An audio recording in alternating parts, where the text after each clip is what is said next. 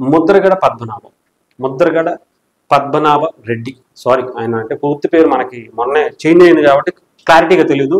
అంటే ఆయన కూడా అంటే కాపు సంక్షేమానికి సంబంధించి లేదా కాపు ఉద్యమానికి సంబంధించి ఒక ఉద్యమ నాయకుడిగా ఉన్నటువంటి కాపు నాయకుడిగా ఉన్నటువంటి ముద్రగడ పద్మనాభం గారు కూడా జనసేన పార్టీ అధినేతని కలవబోతున్నారు అని తెలుస్తుంది.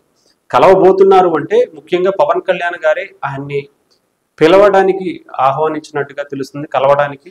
ఎందుకంటే గతంలో కూడా చెప్పారు, ఎలక్షన్స్లో వాళ్ళ అమ్మాయి జనసేన పార్టీలో జాయిన్ అవటం, వ్యతిరేకంగా మాట్లాడడం, ఇవన్నీ కూడా చూసాం. రీసెంట్గా కూడా ఆయన మళ్ళీ ఆయన పన్నాన్ని అయితే ఏం మార్చుకోలేదు.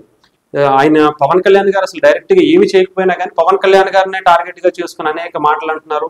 మొన్న కూడా జనసేన పార్టీకి సంబంధించిన వాళ్ళు నన్ను తిట్టేస్తున్నారండి, నన్ను చూసా ఏదో అనేస్తున్నారండి అని చెప్పుకుంటూ ఆయన బాధ ఆయన పడ్డారు.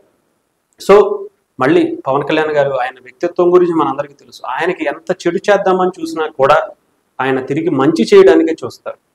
అలాంటి వ్యక్తి పవన్ కళ్యాణ్ గారు. అలాంటి వ్యక్తిని ముఖ్యంగా ముద్రగడ గారికి లేదా వాళ్ళ అమ్మాయికి మాట ఇచ్చారు, నేను మీ నాన్నగారిని మిమ్మల్ని కలుపుతానమ్మా, మిమ్మల్ని వెడగొట్టే వ్యక్తిని కాదు నేను అని చెప్పి పవన్ కళ్యాణ్ గారి ఎలక్షన్స్లో ముఖ్యంగా ప్రచారంలో ఆ మాట అయితే చెప్పారో. చాలామంది మనసుల్ని గెలుచుకున్నటువంటి వ్యక్తి.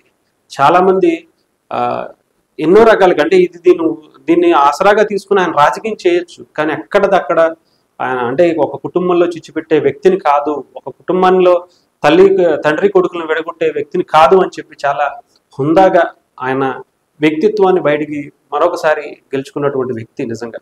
సో అలాంటి వ్యక్తి మళ్ళీ ముద్రగడ గారికి సంబంధించి కలవబోతున్నట్టుగా అయితే తెలుస్తుంది. ఏదేమైనా సరే మంచి ఒపీనియన్ ఏమన్నా మరి ముద్రగడ గారికి మారుతుందేమో చూడాలి.